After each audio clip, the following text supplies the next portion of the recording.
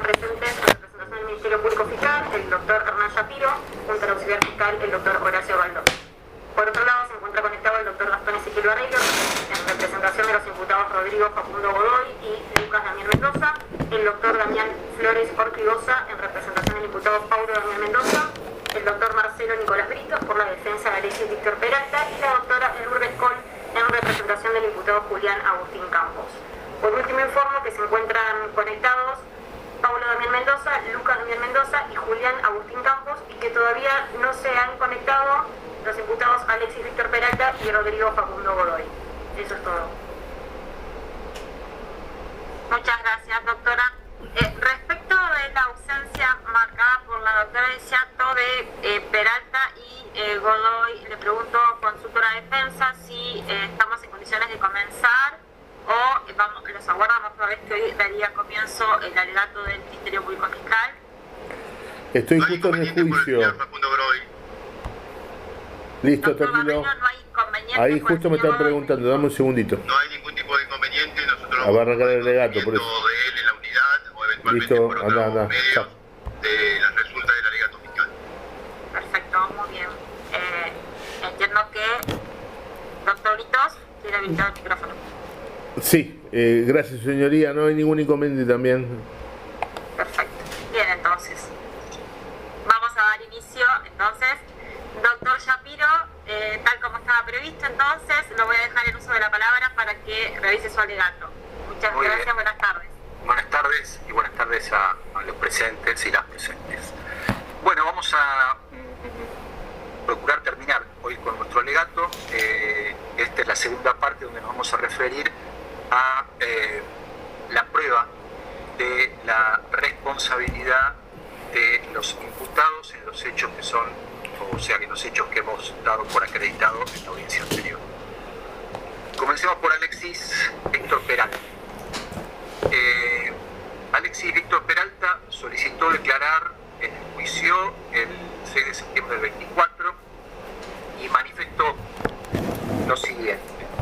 Se me acusa de algo que yo no hice. En la fecha que ocurrieron los hechos estaba accidentado de la clavícula y estaba yendo al hospital para hacerme los estudios para que me operen, pero luego pasó lo del COVID y no me pudieron operar.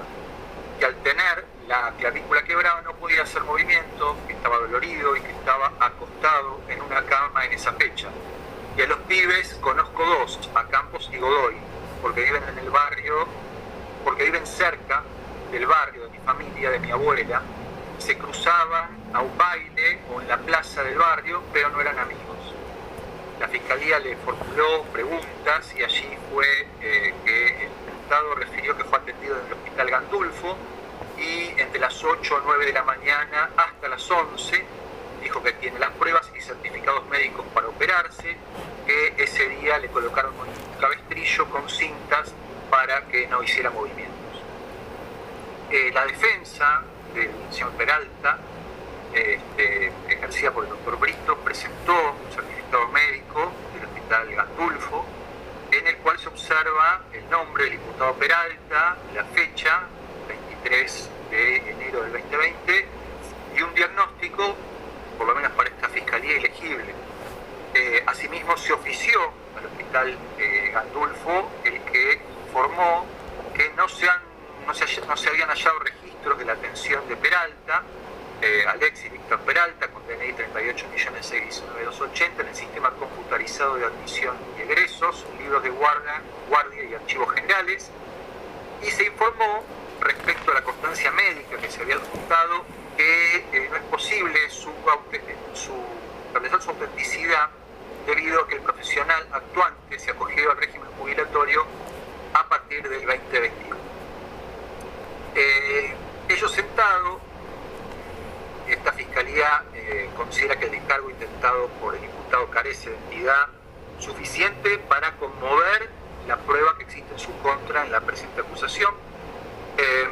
En principio porque la coartada señalada no ha podido ser debidamente corroborada, y aún así, y en caso de que por hipótesis hubiese padecido la lesión referida por la defensa, tampoco hay un impedimento, se supone, de movilización cuando existe una lesión en el brazo, si esto fuera así al tiempo en que ocurrieron los hechos. De todos modos, insisto, la coartada frente a la prueba que voy a mencionar no puede tenerse por verdadera. En este sentido, voy a reiterar que el llamado al 911, que aportó datos de interés en cuanto a la noticia crímenes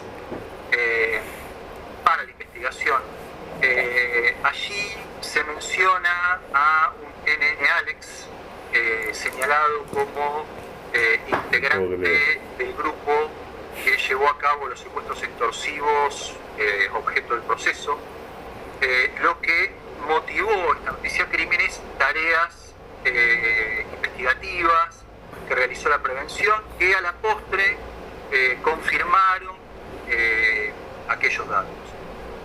En lo que nos ocupa, la denuncia señaló como una de las personas que se movilizaba el automóvil marca Chevrolet Corsa que había sido previamente robado. Las características de este auto coincidieron con el empleado para secuestrar a la víctima Meire. A raíz de ello, el personal de la DDI de Loma de Zamora realizó tareas investigativas estableciendo que el nombrado Alexis era justamente Alexis Peralta y que se relacionaba con el resto de los integrantes de la banda. Incluso se observaron fotografías en los perfiles públicos de Facebook en donde se los veía reunidos.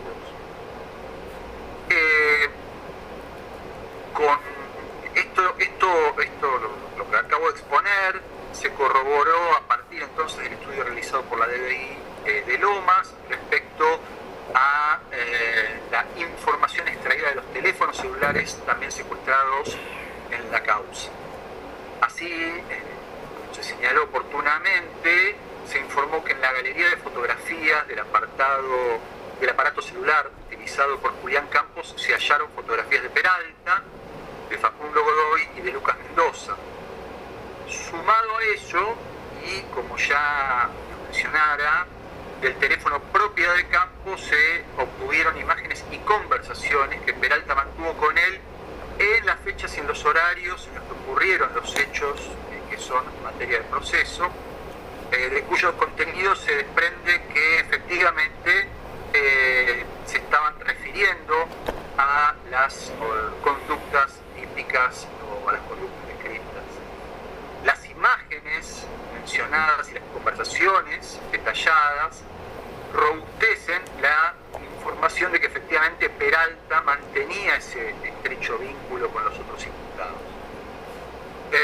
Ello permite afirmar que el sujeto que Julián Campos poseía agendado como Alexis era justamente Alexis Peralta, y en esta misma inteligencia el contenido de los intercambios de mensajes es contundente. Ya nos hemos referido a esto mediante el que se hizo referencia a la utilización de armas de fuego y a la realización de actividades ilícitas, que vistos a la luz de las circunstancias temporales en las que se produjeron los hechos, es decir, horarios, fechas, analizados en conjunto entonces con los restantes elementos de prueba obrantes en la causa y a los que ya nos hemos referido y me remito, nos permite tener por acreditada con los alcances de esta etapa la intervención de Peralta en los hechos que damnificaron a Seriani y a Meire. Insisto, estoy haciendo remisiones a elementos de prueba que ya fueron extensamente descritos en la jornada anterior. No quiero hacer reiteraciones que son innecesarias porque se trata de un acto único dividido en dos partes, digamos, ¿no? Paso a referirme a el caso de Facundo Ezequiel Godoy. Godoy declaró durante el debate, dijo que se debe hacerse cargo de los dos hechos por los cuales se lo imputa, se disculpó con los damnificados, agregó que estaba totalmente arrepentido por lo que hizo, que él era menor, que no tenía conocimiento de las consecuencias que traía los actos que realizaba. agregó que el teléfono por el que lo imputan a Paulo Mendoza lo llevó a la casa de Mendoza, refiriendo que Paulo Mendoza nada tenía que ver con los hechos por los que se le imputa, agregando que una vez más que se hace cargo de lo. Ya oportunamente nos vamos a referir a la situación de Paulo Mendoza, pero siguiendo con Godoy, digamos que sin perjuicio de este reconocimiento que va a ser valorado por la Fiscalía en nuestro petitorio final, existen elementos de prueba independientes que permiten atribuirle intervención y responsabilidad en ambos encuentros. De la misma forma que en el caso de Peralta, Godoy también fue señalado por en la noticia Criminis por el sistema 911 en la fecha en que sucedió el hecho que damnificó a Meire como integrante del grupo, junto con quienes se dedicaba a realizar actividades ilícitas. Esto se corroboró con el resultado de las tareas investigativas efectuadas por la prevención, mediante las cuales no solo se puso de manifiesto el vínculo de Godoy con Peralta y Campos, junto con quienes se encontraba al momento en que ocurrieron los secuestros explosivos objeto de estudio, tal como surgió del análisis del teléfono del mencionado Campos, sino que a su vez se estableció que se encontraba íntimamente relacionado con Lucas Mendoza, quien también formaba parte del grupo de personas que intervinieron en los hechos que tratamos. Y en este sentido, cabe señalar que el 18 de febrero del 2020, es decir, un día después del secuestro sufrido por Seriani, Analía González, cónyuge de Seriani, observó que en el grupo de WhatsApp de su familia, el abonado perteneciente a Seriani, que estaba vinculado al equipo que había sido sustraído por los autores del hecho, que lo damnificó, ya me he referido al tema, había cambiado la foto de perfil. En esa foto se encuentra Facundo Godoy junto a Priscila Mendoza, que además resultó ser hermana e hija de Lucas Damián Mendoza y Paulo Mendoza, respectivamente, a quienes, insisto, me voy a dedicar en el párrafo que sigue. Durante el debate, la señora González, al serle exhibida la fotografía obrante de Fojas 194, 200 y 48, señaló a Godoy como la persona que recibió el dinero del pago del rescate entregado a cambio de la liberación de su marido. Explicó que su suegra le compró un celular a su marido, ya que había quedado incomunicado, y al activar el celular le empiezan a llegar estas fotos, viendo que los secuestradores se tomaron distintas fotos con el celular que le habían sustraído a la víctima y desconocían que le llegaban a su marido. Es decir, que la línea terminada en 3897 poseía ahora una foto de perfil donde había una pareja, siendo el varón de la pareja la persona a la que la víctima pasiva le entregó el dinero. Por otra parte, algo que me olvidé de decir, teléfono, si logramos Seriani y tomar de vuelta la posesión asociada de que, la cuenta email Seriani en este caso la Cana tenga que posibilidad en tiempo de sacar todo, sería un gol porque lo volvemos a trabar con respecto a la... En definitiva, todas estas circunstancias expuestas dan cuenta de que efectivamente el teléfono sustraído a Seriani se encontraba en poder de Godoy horas después, desde horas después de la liberación de la víctima. Y en apoyo de lo expuesto,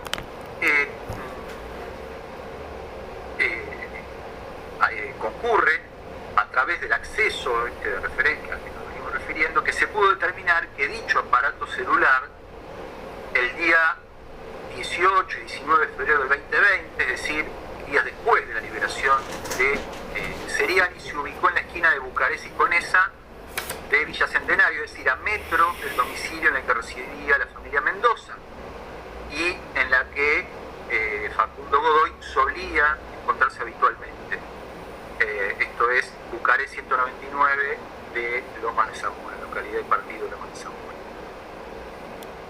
Finalmente se encuentra acreditado también a través de fotografías sobrantes en el teléfono celular de propiedad de Campos, que Godoy se encontraba junto con el nombrado y Peralta el día 17 de febrero del 20, fecha en la que se produjo el secuestro de Seriani, a las 18:08. Es decir, que efectivamente se encontraban reunidos con sus consortes de causa pocas horas antes de que comenzara el hecho que damnificó a Seriani y intervinieron los nombrados. Sumado a eso, cabe reiterar una vez más que Godoy fue también desde un principio sindicado como uno de los sujetos que circulaba dentro del rodado Chevrolet Corsa utilizado para interceptar a Meire minutos antes de que esto ocurriera, en el ya mencionado llamado el 911. El denunciante aportó.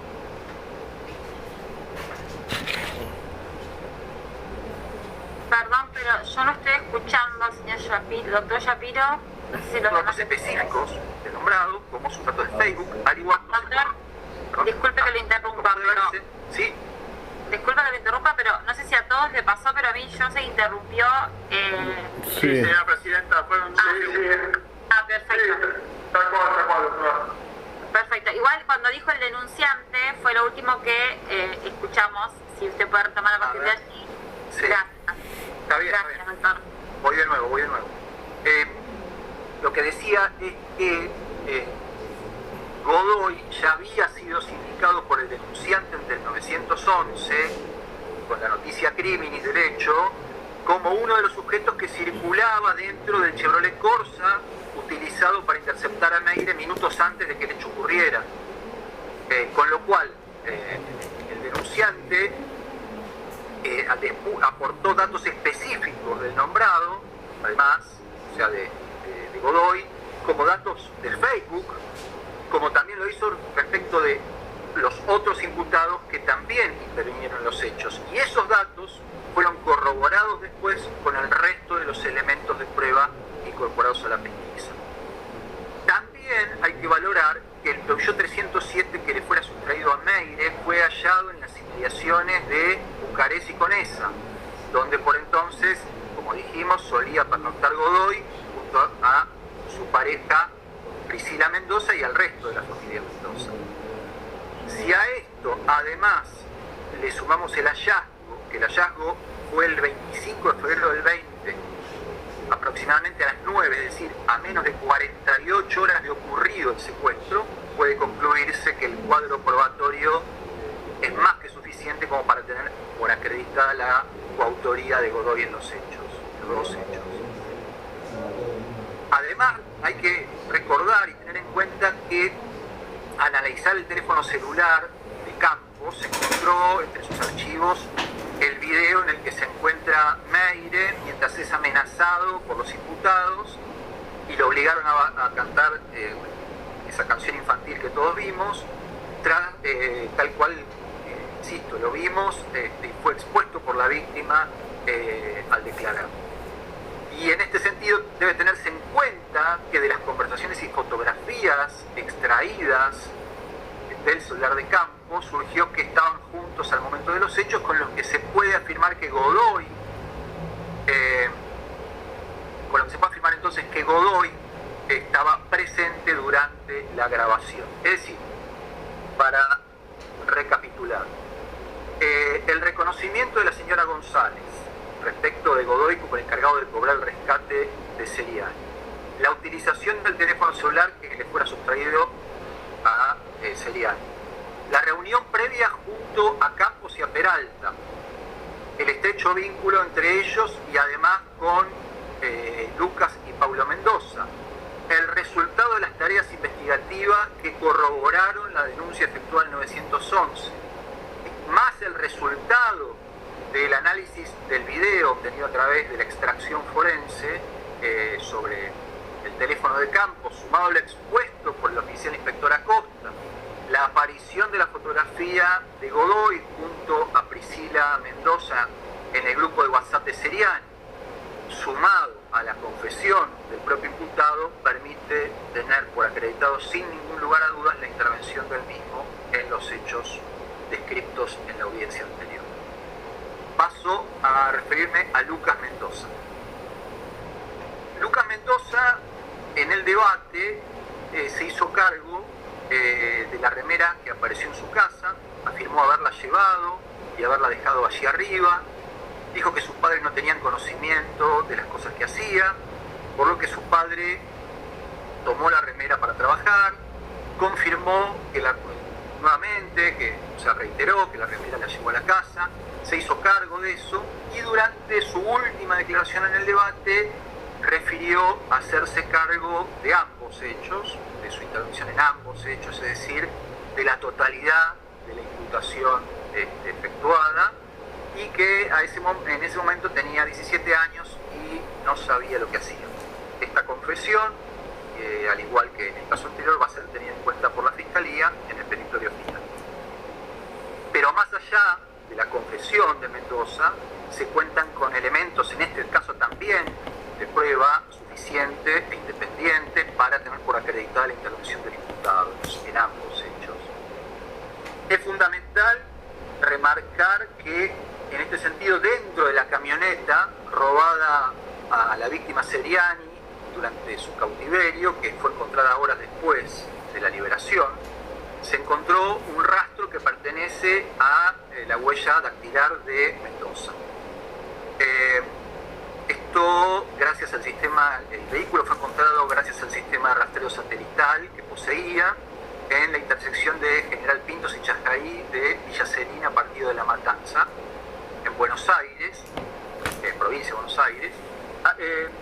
Se le practicó un peritaje de levantamiento de rastro que quedó registrado en el expediente, y a través de las diligencias practicadas se detectó entonces, como dije, una huella en la puerta izquierda delantera del lado exterior, identificado como A8, y el ser cotejada con los registros del Sistema Federal de Identificación Biométrica para la Seguridad, el CIBIOS, arrojó como resultado que pertenecía a Lucas Damián Mendoza. Sumado a eso, hay que destacar que conforme se determinó en la causa, el domicilio en el que residía Lucas Mendoza, al momento en que se desarrollaron los hechos, era el de Bucaré 199, lugar donde, insisto, vivía junto a su padre, Damián, y a donde también alternaba su residencia Facundo Godoy. La circunstancia de que Lucas Mendoza residía en ese inmueble no solo surge de las tareas investigativas previas que fueron desarrolladas por la policía, sino que además esta información fue corroborada al producirse el allanamiento de la vivienda, porque se verificó que en una de las habitaciones efectivamente pernoctaba el imputado, aunque en la oportunidad de desarrollarse el procedimiento no fue habido. También fue corroborada dicha circunstancia por el propio imputado, cuando al momento de ser identificado y notificado de sus derechos indicó que su domicilio era el de Bucaré 199.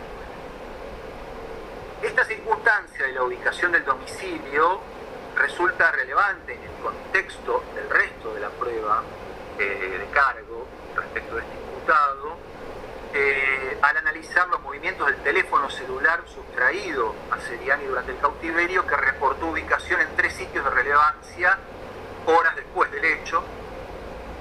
El 18 de febrero del 2020, un día después del secuestro, el teléfono celular reportó ubicación en Bucarés y Conesa, o sea, a menos de 10 metros del domicilio de Bucarés 199, mientras que al día siguiente fue ubicado en La Haya, entre Conesa y Murature, a menos de 130 metros del domicilio del imputado, y en la intersección de Conesa y La Haya, a 50 metros del domicilio. Es decir que lo expuesto, junto con lo que ya hemos mencionado, permite sostener que Mendoza intervino en el secuestro de Seriani, no solamente por la confesión, sino por el hallazgo de la huella en el vehículo, además de que la ubicación reportada por el teléfono celular que fue sustraído a la víctima. Por otra parte, recordemos también que el vehículo Peugeot 307, sustraído a Meide durante el cautiverio, fue hallado el 25 de febrero del 2020, aproximadamente a las 9, es decir, menos de 48 horas después de acaecido el secuestro, en Conesa y Bucarés, esto es a escasos metros de la residencia de Lucas Mendoza y de su padre, y del lugar donde en algunas oportunidades concurría Godoy. Y tampoco es posible señalar el vínculo que une a Lucas Mendoza con el resto de los imputados, ya sea con Godoy como con los demás imputados. Poseía un estrecho vínculo en este sentido con Campos y Peralta, con quienes se solía fotografiar, tal como ha surgido el análisis del teléfono celular de Campos, como así también del estudio de los perfiles públicos de los imputados. Todos estos elementos de convicción, numerosos, graves, precisos, concordantes, permiten tener, insisto, por acreditada la intervención del imputado en los hechos que aquí se juzgan. Voy a pasar a referirme a el señor Paulo Mendoza. Paulo Mendoza declaró durante el debate el día 6 de septiembre del 2024 y dijo que el 12 de marzo del 2020 le allanaron la casa, lo acusan de un secuestro que no cometió, le dicen que buscaban un celular a nombre de él, que su hijo dejó la remera en su casa, que la usó y luego la tiró en el fondo porque le quedaba chica, que trabajaba en changas, en remis, que el chip lo activó su hija con su DNI, que no recuerda la línea ni la empresa, que no sabía que lo había hecho, dijo que no sabe en qué negocio lo habilitó la hija, que se llama Priscila, que tiene 19 años y que a esa fecha tenía 14, que su novio era Facundo Godoy, que no tenía relación con los amigos de su hijo, ni con el novio de su hija, que cuando lo allanaron tenía un teléfono Motorola que quedó incautado, y habló de una persona a la que mencionamos como Gordito Ale, que dijo que es un amigo de su hijo, que es el que cometió el delito. Su hija dijo que subió a las redes las fotos que la víctima reconoció, y la fiscalía le preguntó sobre esta persona denominada Gordito Ale o Ale, y dijo que fue detenido, que él fue detenido, que sus hijos estuvieron prófugos, que hoy Ale se encuentra detenido por haber matado a un policía, pero que no tiene más datos. Es decir, no pudo precisar elemento alguno que pudiera dar crédito a esa coartada. Contrariamente entonces a lo sostenido por el imputado, y más allá de esta debilidad de su descargo, contamos con elementos de prueba suficientes para demostrar su intervención en los hechos que damnificaron a Seriani. Vamos a recordar en este sentido que, insisto una vez más, Paulo Mendoza residía con Lucas, su hijo, y con Priscila Mendoza. Fue reconocido por Seriani como quien se encontraba utilizando una remera que le fuera sustraída durante el secuestro. La víctima durante el debate manifestó que al observar el perfil de Facebook de Priscila, que se encontraba utilizando su propio teléfono celular, ya vimos, pudo reconocer a un sujeto que tenía puesta su remera marca Nike, que le había sido sustraída junto con su camioneta durante su cautiverio. Esta persona después fue identificada como Paulo Mendoza. Se le exhibieron las fotos de Fojas 218, donde reconoció a esta persona, indicando que es quien estaba a su lado derecho al momento del secuestro y quien estaba a cargo de la situación, la que oportunamente describió, que dijo que tenía ojos claros y saltones, 1,70 m, robusto, no era flaco, pelo castaño, entre 30 y 40 años aproximadamente. Dijo que mientras estaba privado de su libertad en el auto de los captores, este sujeto fue quien se bajó del auto y le abrió la puerta del rodado para que ingrese al banco para sacar dinero del cajero automático. Que como no tenía dinero en su cuenta, explicó Seriani, les dijo a sus secuestradores que podría realizar un adelanto de haberes desde un cajero automático del Banco Nación, y entonces fue conducido a una sucursal de este banco ubicada en una esquina de la avenida Mitre en Avellaneda, donde extrajo 30.000 pesos. Existe una filmación que se compadece con lo explicado por Seriani, porque efectivamente el 17 de febrero del 2020, alrededor de las 23:54, se observa un auto que arriba, con las balizas encendidas, desciende de la parte trasera al lado del acompañante, una persona robusta, vestida con una campera tipo militar y pantalón corto, que le cede el paso a Seriani, que ingresa al banco, mientras que quienes lo llevaron hasta allí aguardan en el auto.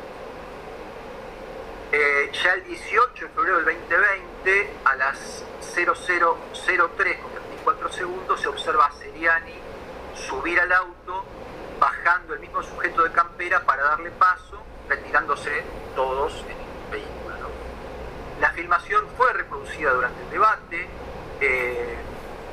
Se pudo observar claramente al imputado. Además, Seriani informó que ingresó al perfil de Facebook de esta persona, siendo Pablo Damián Chucky, circunstancia que resulta coincidente con el perfil informado por el personal policial en las diligencias investigativas.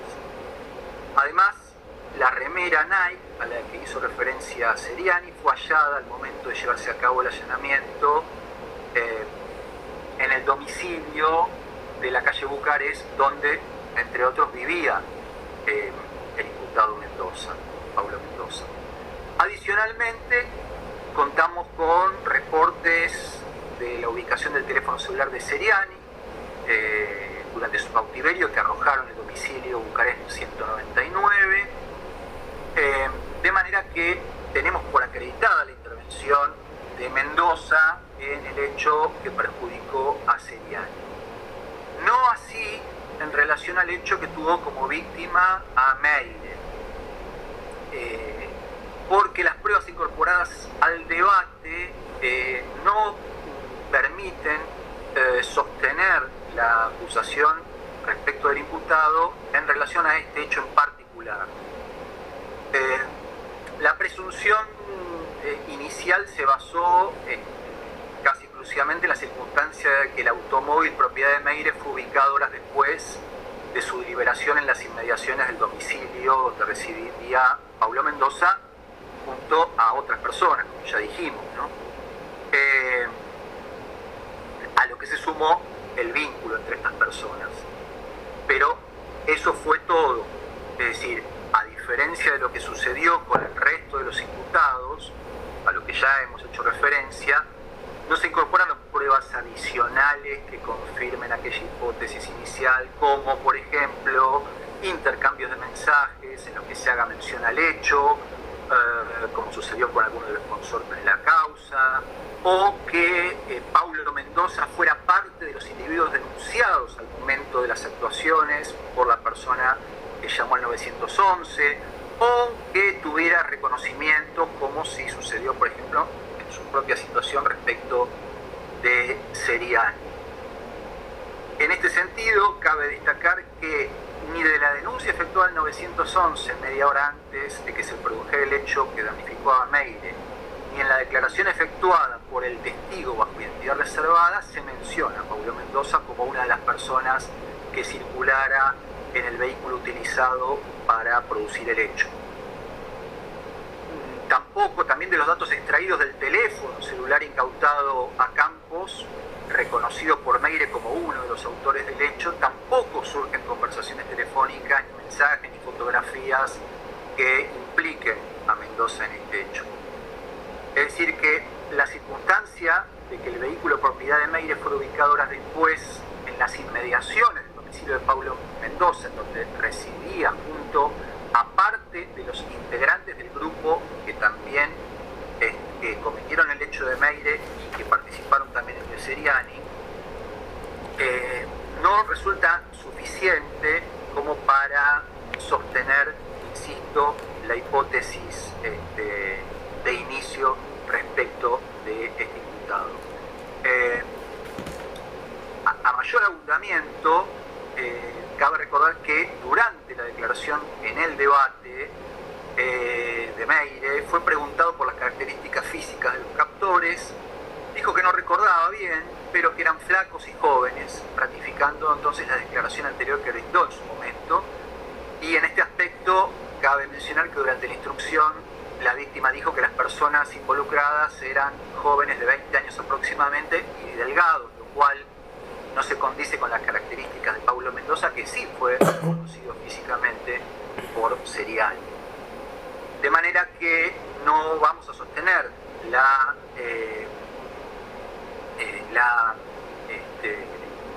acusación respecto de Mendoza, de Paulo Mendoza, respecto del hecho que perjudicó al señor Meire. Doctora, le pido si me puede conceder 3 minutos nada más y ya estamos culminando. Perfecto, sí. Bueno, entonces cuarto intermedio de 5 minutos. Por favor, gracias. Cuarto intermedio de 5 minutos y retomamos la audiencia. Le pido a las unidades que se queden ahí porque en 5 minutos retomamos.